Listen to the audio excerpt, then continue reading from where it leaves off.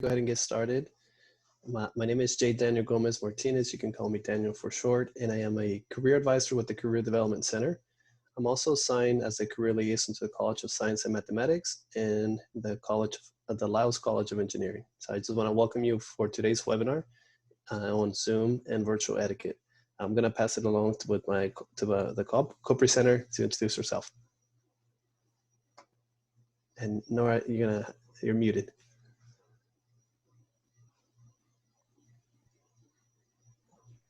Thank you for that, Daniel. Good afternoon, everyone. My name is Nora Diaz-Vasquez. I am a career counselor with the Career Development Center as well. And I serve as a liaison to the College of Health and Human Services. So thank you for joining us this afternoon. This is the second webinar to our job fair bootcamp week. Today we're going to be covering Zoom and virtual etiquette. So we will go ahead and get started. All right, so we do have a short video for you to watch. It's a 2-minute video. This is on virtual networking, and this is coming from Career Spots. So you have access to Career Spots through our Fresno State website, which we will get to show you later on as we move forward with this webinar. So I'm going to go ahead and start with that. Just maximize that. Virtual networking is honestly the new normal. So we're learning how to embrace virtual networking. And the biggest tip that I can give you is just don't be afraid to put yourself out there. So where a student might think this feels uncomfortable, guess what? It does for an employer as well. This thing that I'm used to shaking hands, that now I have to leverage things like Teams or Zoom to be able to engage, or LinkedIn, it's okay. We are all on this journey together. It's a great time to build out your network online. And by doing that, you'll build a really strong foundation for future growth. With Facebook and LinkedIn and Twitter and Instagram, we now have more capacity to reach out to individuals. LinkedIn alone gives students the capacity to reach an organization and a member of the organization a lot quicker. You can do more than like other people's LinkedIn posts. You can actually comment and ask a question. So that's similar to what you would do if you were face-to-face at a networking event. Ask someone an open-ended question, and that just opens the platform for engaging. I would reach out to your existing contacts out there. Think about, who those contacts are, how they align to what you're studying today, what you want to do in the future. Build, a couple of those contacts a little deeper. But what I do not think they should do is be pushy, right? Don't try to do more than is necessary. Reach out, connect, share your experiences, share your educational experience, ask questions, but don't push until they're ready to be pushed. Don't just reach out to them and hit connect, but think of a really good, solid message on why you want to connect with them and put that in the language when you want to connect with them.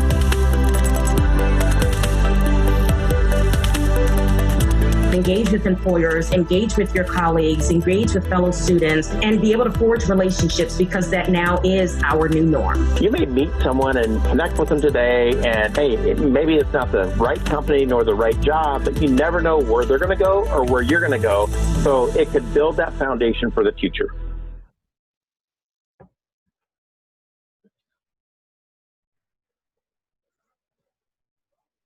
All right, so give me 1 second here. I'm gonna have to actually stop my share real quick. Okay.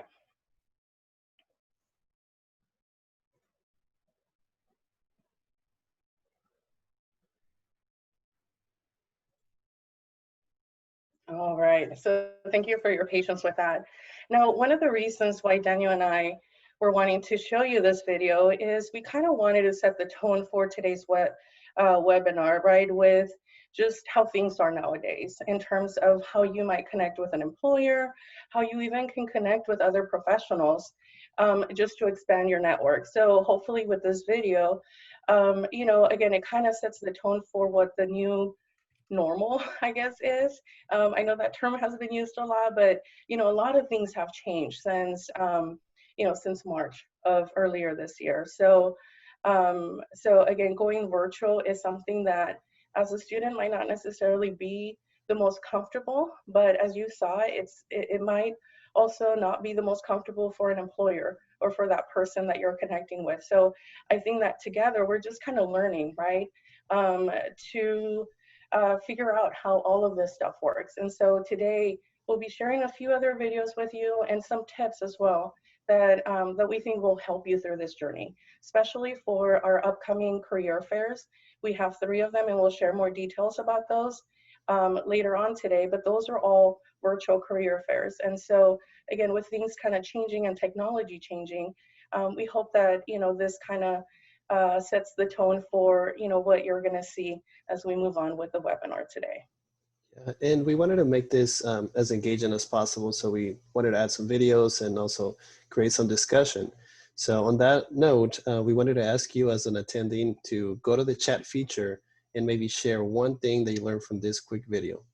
And maybe it was something that Nora mentioned as well, but just go in there and share what is one thing that stood out to you from that almost like a 2-minute video that we watched on virtual networking.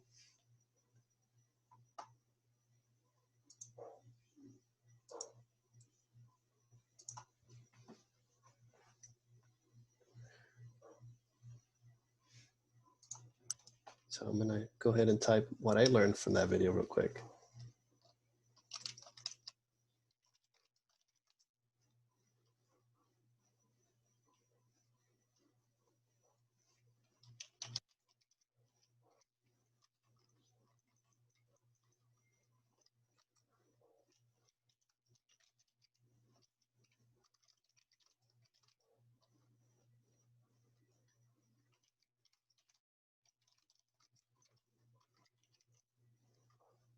Did you type it in, Daniel? I don't see it. I am typing it right now. Okay, so we'll give everyone about another minute or so. And again, this is just to kind of keep the conversation going about, what you might be picking up from these videos. They're very short, informative videos. And again, if at any point you'd like to go back and watch them again, you can definitely do that through the Career Spots link on the Career Development Center's website. In addition to typing in what you might have learned from this video, if you have any questions at all throughout this webinar today, feel free to type in those questions in the chat as well. So both Daniel and I will be keeping an eye on those on the chat. Awesome. So yeah, like we said, feel free to drop what you learned from these videos so we can see what you're picking up. So we're gonna go ahead and continue onto the next slide. All right, and for the next slide, we wanted to do a quick poll. So we would like to know who you are. Damien, if you can launch this poll, we want you to select whether you're a freshman, a sophomore, a junior, a senior, maybe you're an alumni or staff and faculty. So again, go ahead and select your answer there. So I see so far there's freshmen. So it looks like we have a combination of, our audience is a combination of like freshmen, juniors, seniors, alumni, and one staff and faculty or faculty member. Awesome. All right, so it looks like we're still, okay, thank you. So thank you for those of you that voted. And again, we hope that through today's webinar, you get some feedback and some tips on how to really prepare for these virtual events. So we're gonna go ahead and move on to the next slide.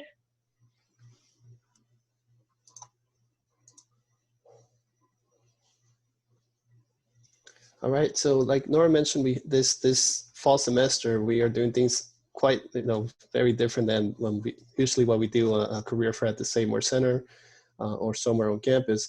So this time we're doing 3 different virtual job and internship fairs. So not only jobs will be available at this event, but also potential internship opportunities. Next Tuesday, October 13th, we have a STEAM fair. That is an event where we have employers related to science, mathematics, technology, engineering, agriculture, and manufacturing. So I believe we have somewhere near about 39 employers signed up so far, and we'll also be sharing communication with you about how to register to these events later on, and then be on the lookout for emails on that. But that's one happening next Tuesday. Next Thursday, we have one focused on health, human, and public services. So if you are interested in those industries, definitely you can attend in that one.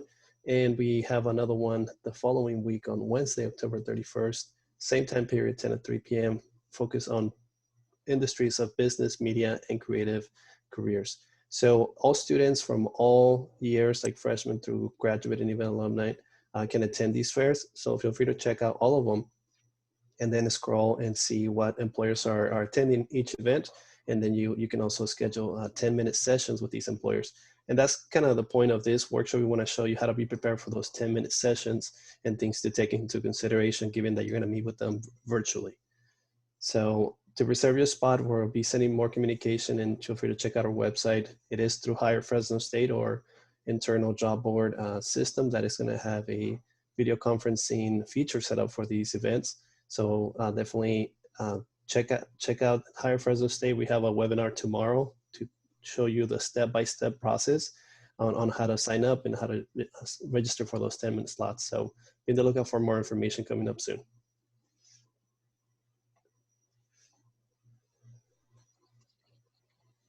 And let me answer one quick question, Nora. It looks like someone's asking, any employers coming to the job fair are going to be offering fully remote positions? I believe most of the employers put some information about the positions they're going to be recruiting for within Hire Fresno State. So I invite you to go in there and browse around through the different employers. And that would be a really good question to ask during a 10-minute session. So you can also see contacts of the recruiters that are going to be attending. So you can also reach out to them directly to the emails once you see a company that interests you. So that would be the answer that I have for you right now. All right, thank you, Daniel. Now, in terms of accessing Hire Fresno State, as you know, the way that myfresnostate.edu looks has changed recently. And so we just wanted to show you a screenshot of how to find Hire Fresno State. So if you find yourself logging into your Fresno State portal and you don't see the Hire Fresno State link, make sure that at the top there is a little menu option. So make sure that you click on that and select Campus Systems. And from there, you should be able to find that Hire Fresno State link so that then you can access your account. So once you are in there, just make sure that you update your profile. If it's the first time you're accessing Hire Fresno State, you'll need to update that. I recommend you update it, even if it's been, even if you've been in the system before. You might have accessed it 2 years ago and it needs to be updated now. So, but to view the virtual career fairs, make sure you go to the activity calendar option on the right-hand side. And from there, you can select and sign up to attend all 3 career fairs, 2 career fairs. So you decide based on the employers that are going to be there, based on what you're looking for, which events you would like to participate in. But just make sure that, again, one of the easiest ways is through your Fresno State portal, and make sure that you select Campus Systems to find that Hire Fresno State link. Okay, so now we're actually going to dive into some of the things you want to do in preparation for your meeting, right? So this is aligned with like virtual etiquette. How do you prepare for the event or for that meeting? Before, right? And this would be preparing for it days after, hours after. The more time you give yourself to troubleshoot, the better off that you're going to be, just so that you don't run into any issues as you're meeting with either employers or if you're meeting a colleague or whoever it might be, right, over a Zoom meeting, or it could be another platform. You just want to make sure that you do some of these things before that meeting to ensure that it goes smoothly. So the first thing that we have listed on there is testing your technology.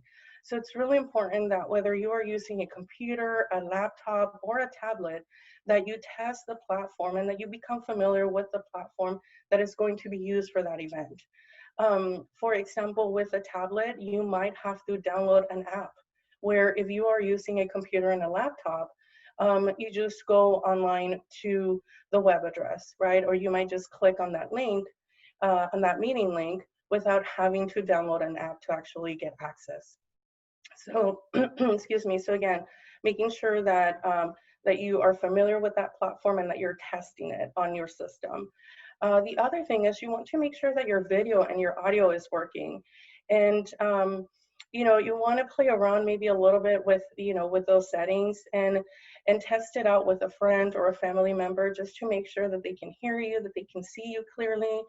And even with the camera, if you happen to be using a virtual background, and we're going to talk about this a little bit more, but today I'm using a virtual background, you want to make sure that that you're going to have a crisp image that's going, you know, that's going to show up on the other end. So again, testing those things will give you some time to call any support. So if you have an issue with Zoom, you might need to contact the Zoom Technology Support Services or even Fresno State Technology Services, and you want to make sure that you give yourself plenty of time to troubleshoot through those issues. And the last thing on there is the internet connection. So making sure that you have a stable internet connection. You might have to get closer to the router or do a hard connect to the router just to make sure that your meeting or your internet doesn't get dropped in the middle of the meeting, right? You want to avoid those things, and you want to make sure that, again, that audio and that video, that it's coming across clearly so that that other individual can see you and understand you. And continuing on practice, and not only the sense of practice speaking about your qualities or experiences or yourself, but also practice speaking in front of a device. So we, as you see in the screen, we all have a tendency to want to look at someone in the eyes most of the time. And when you're utilizing a virtual conference platform like Zoom, you'll realize that you're looking at the screen instead of looking at the webcam. So we have a couple of tips to maybe remind you to not look at the screen and eventually, you know, to keep your eyes and that little camera in your device. I personally have used a sticky note, and you can write, you know, a little note right behind your device and put "look up here," smile, like whatever tips you want to give yourself to remind you to, you know, move your eyes upward. Also, we're going to show you towards the end of this webinar a tool called Standout, where you can record yourself with a variety of different questions and sets of questions. That way you can see what you look like and what you sound like, and how often you're not looking at the webcam if you're not used to that. So we'll show you what you know, how to utilize that tool. But remember that you're not necessarily looking at the person in the screen, you're looking at the webcam right above them. Thank you, Daniel.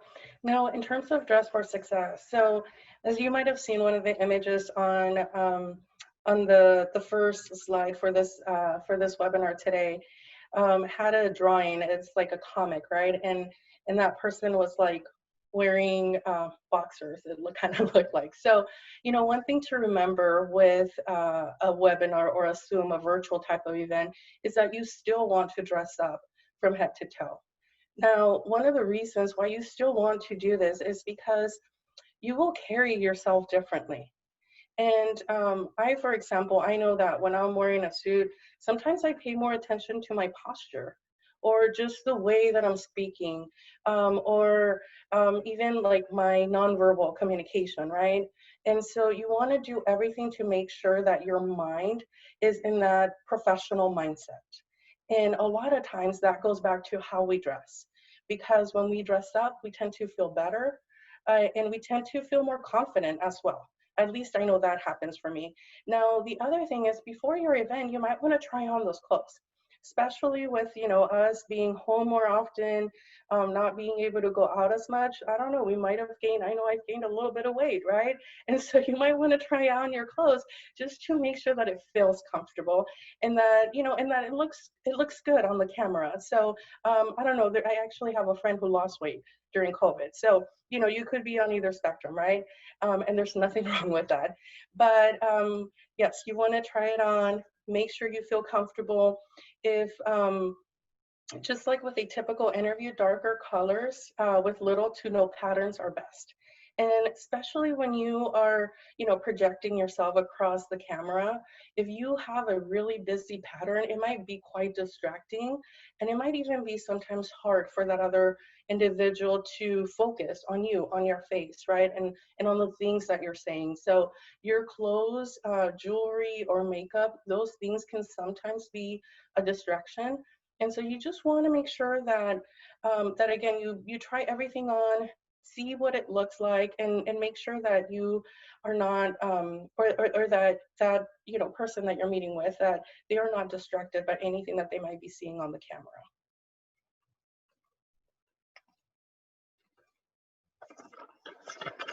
So next, we're gonna continue on that idea of what they see in the camera when they meet you. So definitely keep in mind lighting. I know maybe none of us thought of being in front of a camera so much when, this before the pandemic happened, but where I was set up before in my workstation, I had like natural light coming from a window, and then it would interfere with the lamp that I had. So I'll show you an example when I show you a standout of what that looks like. So think about the lighting. You want to be next to a source of light that is going to be able to show your face, and it's not going to create too many shadows. Also, you want to think about noise level.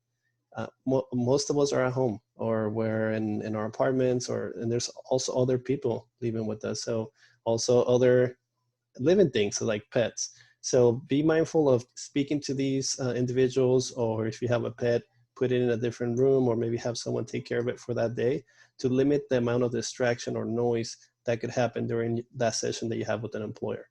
So you want to think about these things before your sessions. That way you're not trying to troubleshoot a minute before or during the session when you're talking to an employer. Also, Nora brought this up, being connected to the Wi-Fi versus connecting a hardwire to the device. Move around your house. Call a friend on Zoom and see if you're getting that notification that says a Wi-Fi or internet connection unstable. And you want to stay away from those areas. Those are called dead zones.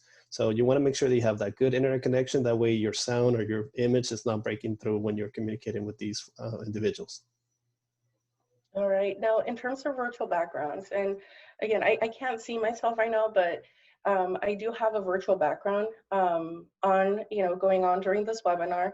And so some of the pros with having that virtual background is that you can conceal, right, where you're at. So like, for example, let's say you are working from your bedroom, and you don't necessarily want to show the bed.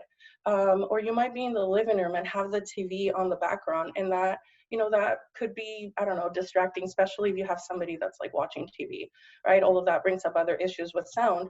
But if you want to conceal where you're at, virtual backgrounds are a really good way of doing that.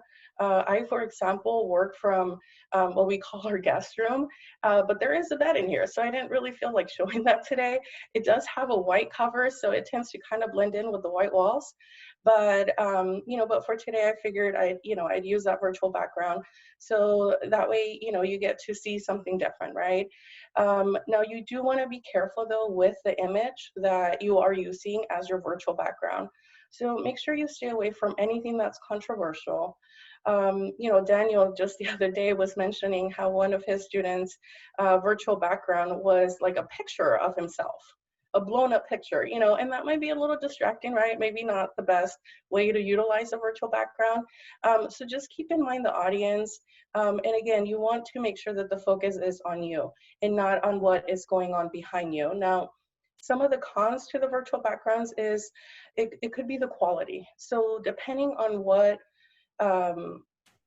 computer, whether it's a computer, whether it's a tablet you are using, there are certain requirements in order for that virtual background to work more effectively. So for example, with a Surface Pro that I use for work, the virtual background actually covers my face.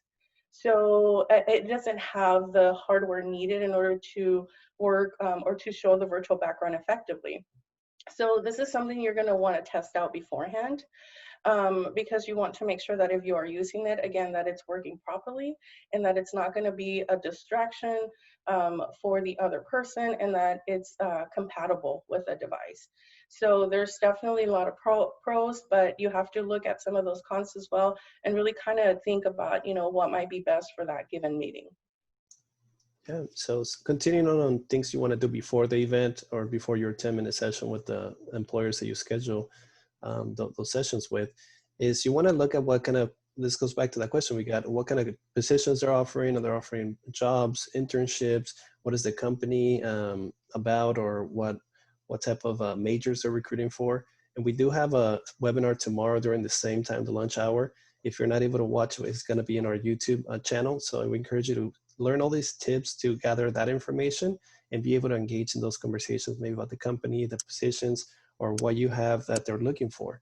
So definitely keep in mind that you don't want to do that right before the event, or you don't want to ask them, what does your company do? You want to show up with some knowledge about what they're looking for and how you're a good match for them. So that connects with practice. And I think I'm jumping ahead, Nora, but hope it's okay.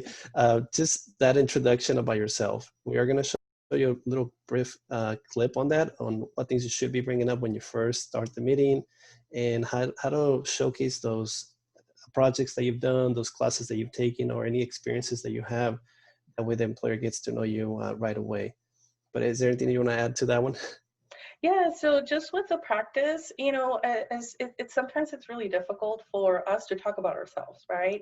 And that might be a cultural thing. I know I was raised to be humble, right, and not brag about my accomplishments or things like that. And still, for some of us, it takes a lot of practice, not just doing it once or twice, but just continuing to do that out loud in front of the mirror, or using standout, which Daniel's going to show us later on. But the more you practice, the easier that it gets, and the more natural, right, that it's going to feel. So I definitely encourage you to practice on your own, practice with others, and just utilize all the resources that are available to you. Okay, so now during the event, you follow the steps, you launch the virtual platform, and now you're face-to-face with the employer.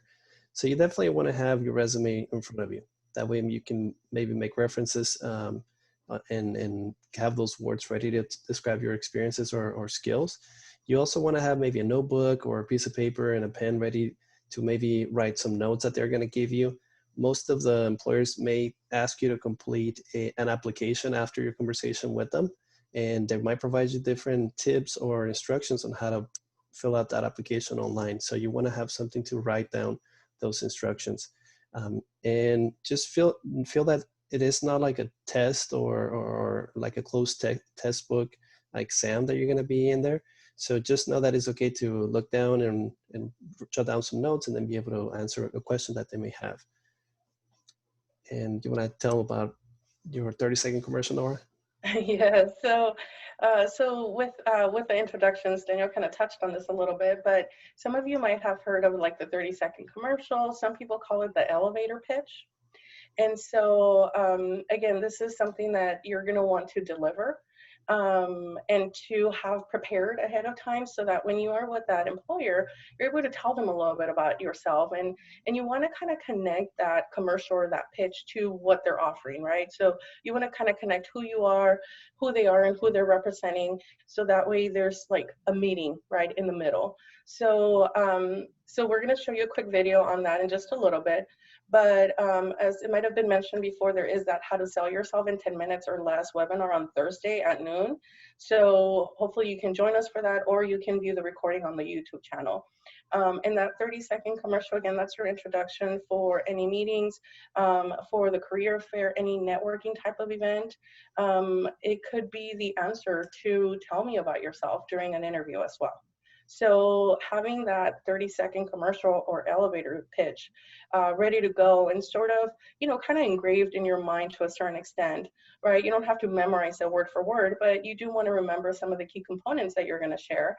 And so kind of having that in the back of your mind, it's going to help you with these conversations. So, so again, that's something that you would want to deliver when you introduce yourself to an employer. Okay, so we're going to go ahead and go into this video. So this is a 30-second elevator pitch video that was actually created by one of our previous career coaches.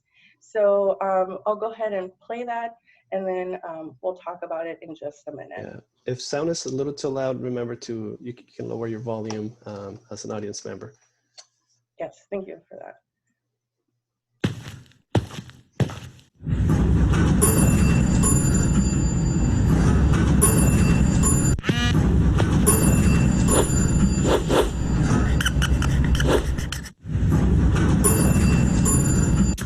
A 30-second elevator pitch, sometimes called your 30-second commercial, is a quick way to introduce yourself at a career fair, when networking, or in any professional setting.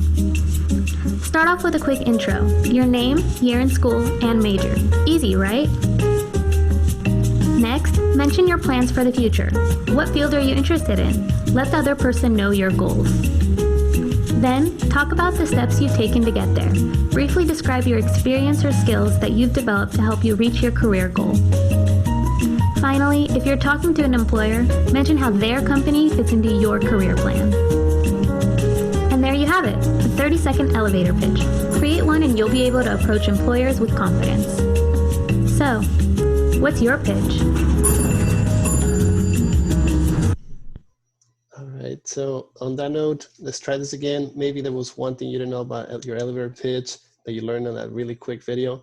So we're going to ask you to be courageous and share in the chat. Maybe one thing that you learned that you should always include in that elevator pitch. So we'll give you all about, I don't know, just a few minutes to go ahead and use the chat to type that in.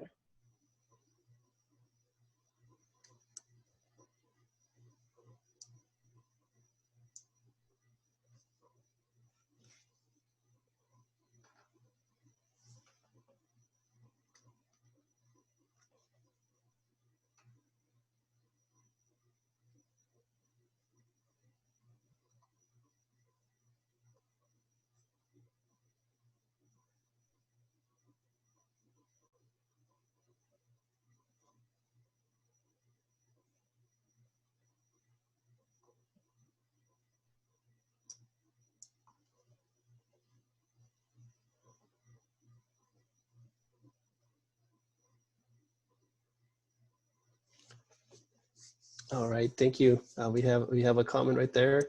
Include my plans for the future when pitching myself to potential employers. Yes, you want to let them know what you're looking for, and especially if that company fits your plan, because that's a way for you to let them know that you'll probably will be an invested employee based on your career goals. You already have that motivation.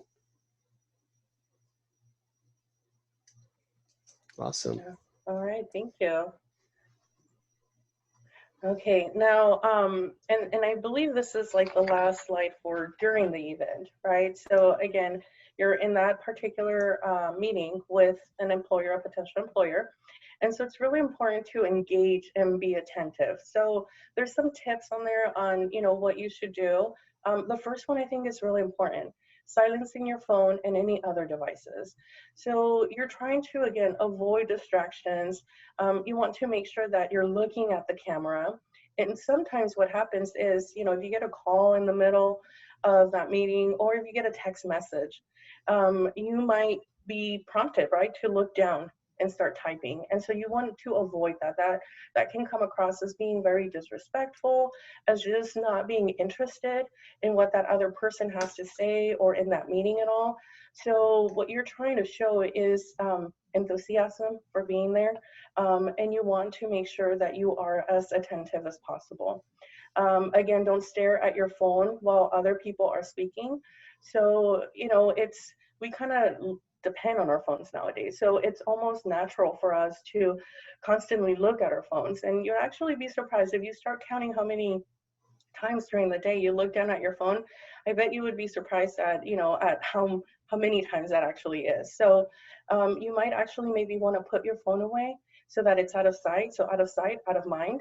And then again, that way you can focus on that individual. You want to ask your questions. So we talked about preparing questions in advance and the type of questions that you might want to prepare, right? So not asking things like, well, what do you do? Or what does your company do? You want to make sure that you research those employers in advance, and that if you have any questions on maybe the programs, you know, the internship programs that they might have to offer, you might want to ask them what internship projects maybe prior interns have worked on. You might want to ask them about company culture, but again, do as much research as possible beforehand so that when you are asking those questions, those are thoughtful questions, and they are questions for answers that you can't necessarily find online. And then the last thing on there is to pay attention to your body language. So your posture is extremely important, and this is why you want to dress up. You know, if I were wearing pajamas today, I'd probably, you know, be lounging back, you know, with my maybe feet up on the desk. You don't want to do that in these type of events. You want to make sure that your feet are planted on the floor, that you're sitting up straight. You know, so the posture again is very important. Pay close attention to your facial expressions as well. If you are someone who's very expressive, right, and you might want to learn how to maybe control those expressions a little bit better so that, again, it's not completely distracting. If you happen to hear something you don't like, you don't want to make, you know, a face that tells them that, right? So you kind of want to maybe practice your poker face a little bit and just make sure that those facial expressions are positive. They're coming through as positive. And eye contact, we kind of talked about already, but just remember that you're looking at the camera, you're not looking at the video of that employer, and that is how you would make the appropriate eye contact during a virtual event. Definitely. And just a closing note, maybe some of you have the opposite where you may have like a stone face that where you maybe don't show any emotion at all, especially when you're paying attention. And we'll touch on some of those things and how to be aware, gain that self-awareness, and when you start recording yourself. But yeah, you want to be aware of all those non-verbal communications, especially because the employer is relying on what they see on the screen to make that first impression about you. Yeah, so, you know, just to add a little bit on that. So as they're speaking, you know, it's okay to nod, right? And it shows that you're listening and you're processing what they're telling you. So, you know, so there's things you want to avoid and there's things you want to do. And so that way, again, it comes across as positive. Now, after the event, here comes you maybe met with a few employers, you have those 10-minute sessions throughout the fairs that you attend. And it is okay to collect an email, or when you go to the event, you'll see that the recruiter's contact information there too. But it may happen that the recruiter that you meet with is not the same person that was listed in there. So it is okay to ask for an email if you have follow-up questions for them, or if they give you specific instructions, like email them your resume or email them a cover letter. So if you do collect that contact information, you can also write them a thank you email. What we recommend is within 24 hours of meeting this recruiter, and just summarize some of the qualities that you mentioned during that session, as well as your interest for the position that they had or an interest for the company that they were representing.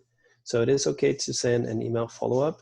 Just be careful that that email doesn't have any, you know, spelling errors, typos. It is a writing sample that you're sending out. So in case you haven't heard about Grammarly, it's a really great program that can help you spell check and check your sentence structure.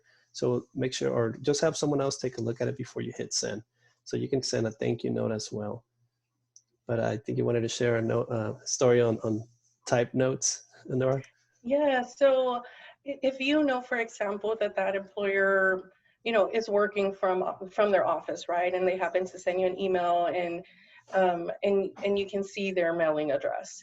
A handwritten note can go a really long ways. And you know, in the past, what I used to do and what I still recommend is I would go to Dollar Tree, and for $1, I would buy a packet of like 5 or 10 thank you cards. And you know, it was a small card, it wasn't that big. It was blank on the inside. The front cover just said thank you, and it was like in fancy, you know, cursive, nice writing. But I would use the inside of that card to handwrite an individualized message to that employer. And even in times when I had like panel interviews, I would use those cards and send one to each person that interviewed me. Again, personalizing the message, because if they happen to go back and, cross-reference notes, you want to make sure you're not using a generic message for, for everyone. But handwritten, notes, or even like a typewritten letter, those things go a long way, in my opinion. I get email, but I check email every day and I either delete or archive. I rarely print anything from there. Where an actual typed or handwritten note, I used to display any thank you cards that I used to get in the past. And so I feel like that is a little bit more tangible. And because they're not used as much, it's something that you can use to, to stand out amongst the competition. One thing that you could also do with your thank you messages, depending on the employer and depending on the industry, if there was something that you missed during your interview and you're walking out like, I should have said this, right, during that meeting or during that interview, you can include that on this thank you, message that you're sending them. And, for some employers, it might make a difference. Again, it depends on the employer and the industry. For others, it's not going to make a difference, but it will probably make you feel better that you shared that with them. So again, this is one way to sort of stand out. The job market is quite competitive. So anything that you can do to really set yourself apart, it is to your own benefit. So that would be something that, I always recommend. But again, I know nowadays some employers are working from home. So then that makes it a lot more difficult for you to actually mail in something tangible. Just closing your session, you may, like we mentioned before, you may get instructions on completing an online application, or if it's an internship, they may ask for transcripts. So just make sure you take notes and follow through on whatever you promise. If you mentioned that you're going to email them by tomorrow, then make sure you follow through on what you said. Or if they have a specific deadline, make sure you write it down so you don't miss the deadline for that opportunity. So just make sure that go in there with the mentality that after you speak with them, there might be things that you have to do and result. All right, thank you, Daniel. All right, so we have one additional video for you. So this video is also coming from Career Spots, and this is on virtual career fairs. So again, there's lots of information on here that I think will be very helpful in your preparation. It is a 2-minute video, so it's not too long. So I'm just gonna go ahead and exit from here and show you that.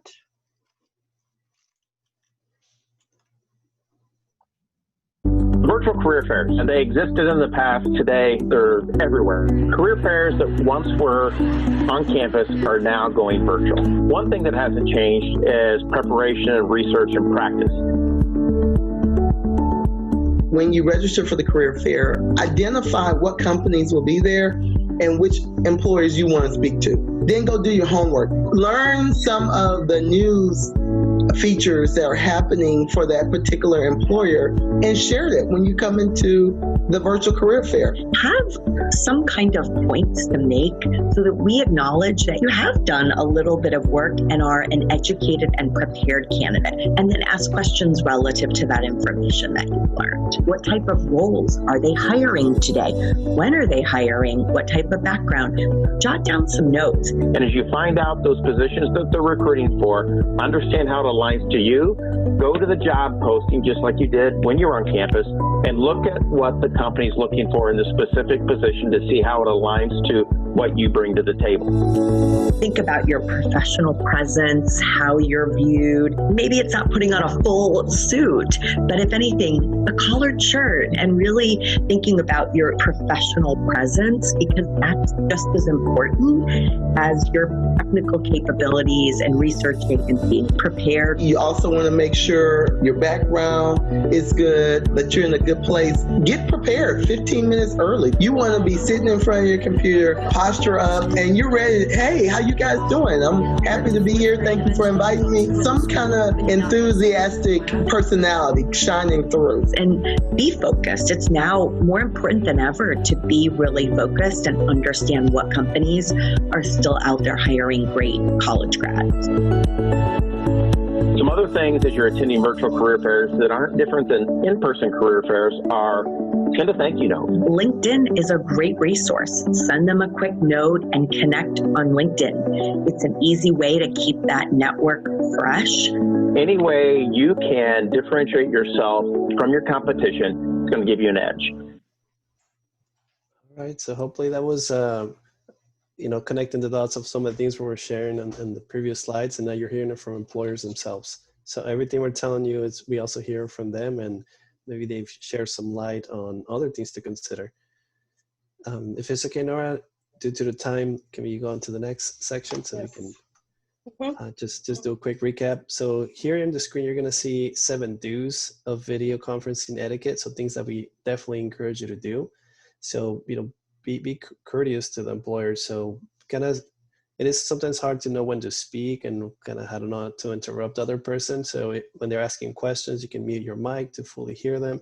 And then when you speak, don't forget to unmute yourself. Do speak clearly. I know for myself, when I speak for a while, my throat, my mouth gets a little dry. So I have my water right next to me in case I need to take a drink of water. So have water next to you. Keep your body movements to a minimal. Maybe you're going to feel nervous being in front of an employer, and you might do something like, shifting around or moving in your chair. So think of ways that you can stay still and you maintain that confident posture during your time that you speak with them. Now, close anything that is not related to the meeting with the employer. So when I say that, maybe you have your email open or you have Canvas from homework that you were working on. Close everything on your device. That way your full attention is to the employer. Maintain eye contact, and we mentioned that. Look at the camera, don't just look at the screen. Dress appropriately, and remember to be yourself. You don't want your personality to come through, so don't feel like you have to be a super serious person, but just be prepared to talk about and get to know them as well, and show them what you got.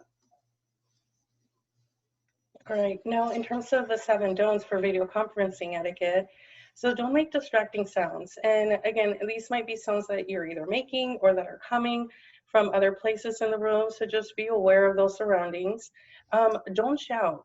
And by this is, you might be prone to speak very loudly because the microphone, is out there. So you might maybe want to use like headphones with a microphone that's a little bit closer, to you. That might make you feel a little bit better in terms of not feeling like you have to shout in order for others to hear you. Don't interrupt other speakers. So this is really important. Again, you're trying to be respectful. If you have a question, there is a raise hand feature, and sometimes even before meetings get started, people talk about like etiquette and rules and things like that. So sometimes even if your video's on, just raising your hand will let them know that you have a question or that you want to jump in and say something. Don't carry on side conversations. Don't wear noisy jewelry. Again, those 2 things can be very distracting to the other person, and well, especially the side conversations that also can be very disrespectful. Don't cover the microphone. So that's really important. If you need to mute yourself, go ahead and do that through the actual system, not by covering your phone, because typically what will happen is they'll hear a lot of like static, and it can even like hurt their ears. So you want to be careful with that. And then the last thing on there, again, extremely important, don't forget that clothing is not optional. So make sure you dress up. We talked about attire, right? One thing that can happen is if for some reason you are having to get up during that meeting, or let's say, the door behind you, right? The AC prompts it open or whatnot, and you're having to get up to close that door. If your video's still on and you're not wearing the appropriate bottoms, that's going to show. And so just remember that, you want to dress for the part, and that would be from head to toe, even wearing shoes, that are appropriate with what you're wearing. So I know that's kind of like a funny one, but you'd be surprised at how many stories we've heard when it comes to that one. So we do have, do we want to show this one, Daniel? Yeah, it's a really brief video. It's coming from one of our sister UC schools, UC Riverside, and we really like this video created by students and showing you what you could look like if you don't take into account all the tips that we've given you. So I think it's definitely worth showing.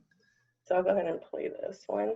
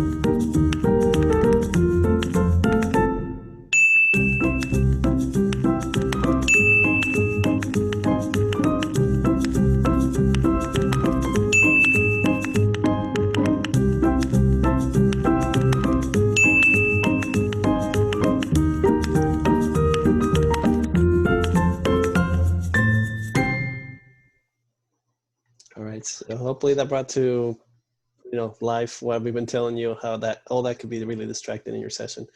So we do have some last closing items that we wanted to show you, but at this point I want to show you our website, and that way you know where to find all these resources.